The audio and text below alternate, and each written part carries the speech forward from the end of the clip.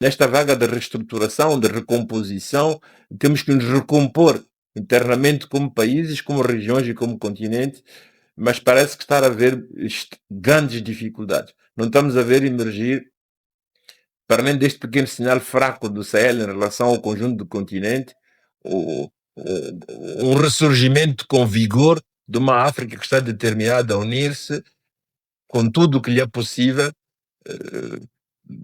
enfim, para ter uma palavra a dizer no concerto mundo das nações, mas sobretudo, como dizias, a repensar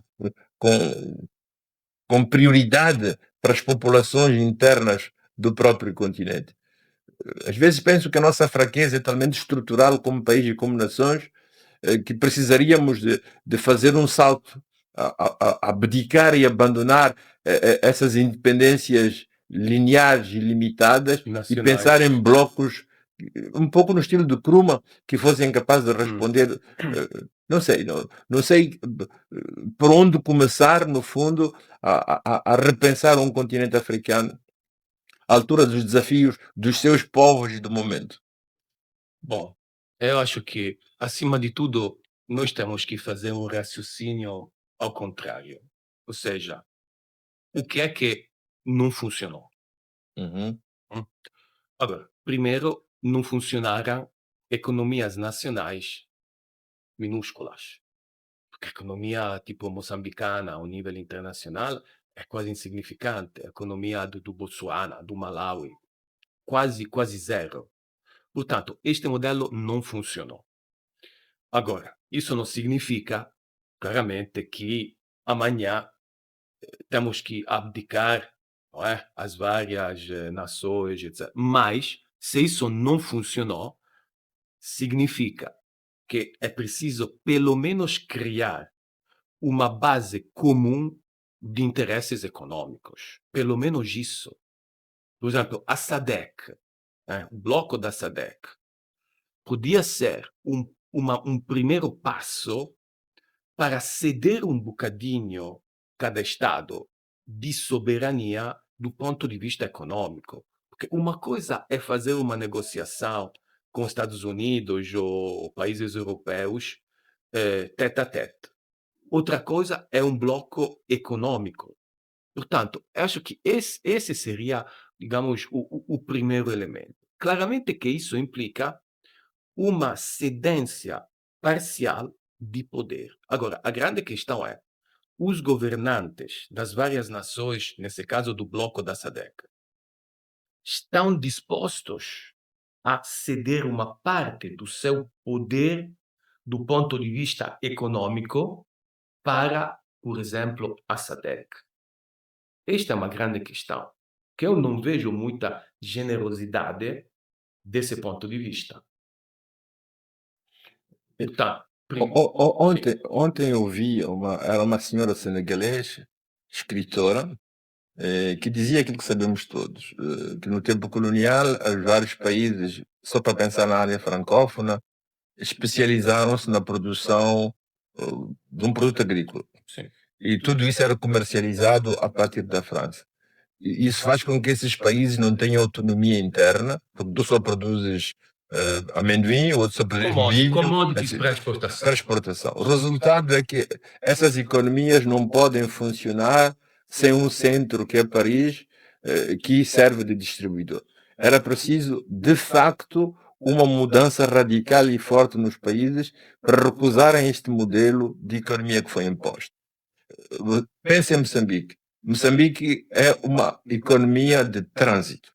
Nós somos um país que tem 3 portos, Maputo, Beira e Nacala, e tudo o que se construiu na economia colonial é que nós éramos o trânsito através do qual passavam os recursos naturais que iam para o Ocidente e produtos manufaturados que iam para fora.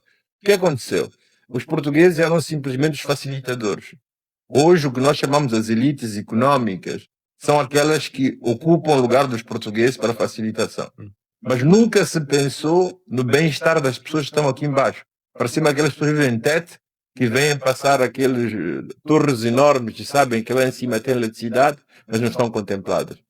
Quer dizer, enquanto a estrutura econômica não mudar, enquanto não escangalharmos não só o aparelho colonial, como quiser fazer em 75, mas a estrutura fundamental da nossa economia, não vamos conseguir trazer alimentação para as pessoas. E vamos continuar a lutar entre nós, porque todos tentamos ocupar aquele pequeno espaço, outrora dos portugueses, para ser os facilitadores da economia. Mas não produzimos nada. Não temos, como não temos uma economia moçambico-centrada, nós vivemos para satisfazer os interesses de uns e de outros. Quando Lula ganhou as últimas eleições, ele disse uma coisa que depois repetiu em várias conferências internacionais. Ele disse: eu quero que os brasileiros comam todos 3 vezes por dia. Este é um programa político. Eu nunca ouvi em Moçambique este programa político. Aliás, houve ministros que disseram que os moçambicanos todos já comem 3 vezes por dia. Essa é a diferença.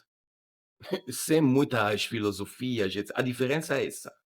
Qual é o programa político que tu pretendes levar a cabo? Vamos começar com a base, né? Primum vivere deinde filosofare.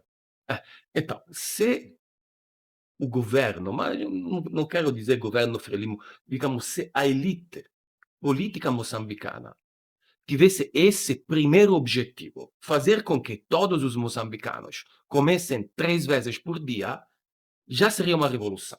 Porque isso implicaria consequências, por exemplo, nas políticas agrícolas. Íamos parar ou limitar muito o cultivo de commodities para exportar soja no Japão, na China ou não sei aonde. Primeiro. Segundo, o resto da economia também devia, por exemplo, processamento de alimentos, etc. Quer dizer, a diferença é essa. O que é que tu, estrategicamente, pretendes implementar, se é para o teu povo ou para o teu bolso? Essa é que é a diferença. Dito em termos assim, muito simples. A questão da alimentação é uma das coisas mais dolorosas do meu país. Quer dizer, mais de 90% das pessoas não têm uma alimentação correta. Quando o Mioso deu posse ao seu último ministro da Agricultura, como é que se chama? Celso Correia. O Celso Correia, ele disse fome zero, é para fazer fome zero, imitando praticamente a política do Lula no Brasil.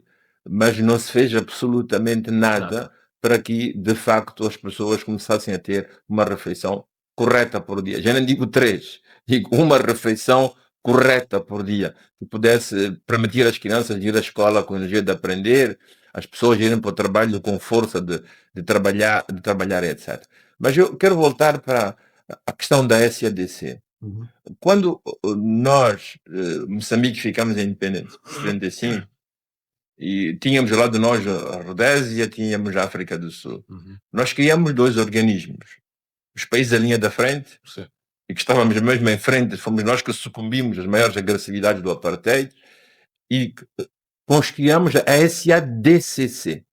A SADCC era um organismo político, em que cada país ia dar a sua contribuição para a resistência comum contra o poder do apartheid.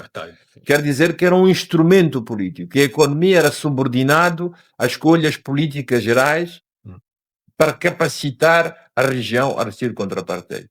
Morreu Samora Machel, Mandela saiu da cadeia, o que aconteceu é que nós saímos da SADCC, entramos na SADC. A SADC é um instrumento econômico de competição liberal ou neoliberal e que já não prevê as solidariedades que existiam antes, mas faz de nós países em competição. Eu digo que nós deveríamos voltar para o modelo da SADCC. Se eu pego em comparação com a Europa, em 58 a Europa é uma comunidade econômica, mas a comunidade econômica europeia podia permitir a competição entre a França, Itália e a Alemanha, mas Portugal, Espanha, Grécia não podiam competir. A Europa mudou, tornou-se comunidade europeia, em que a política está no topo e define a visão econômica. Nós fizemos o contrário. Nós nascemos no político, fomos ao econômico.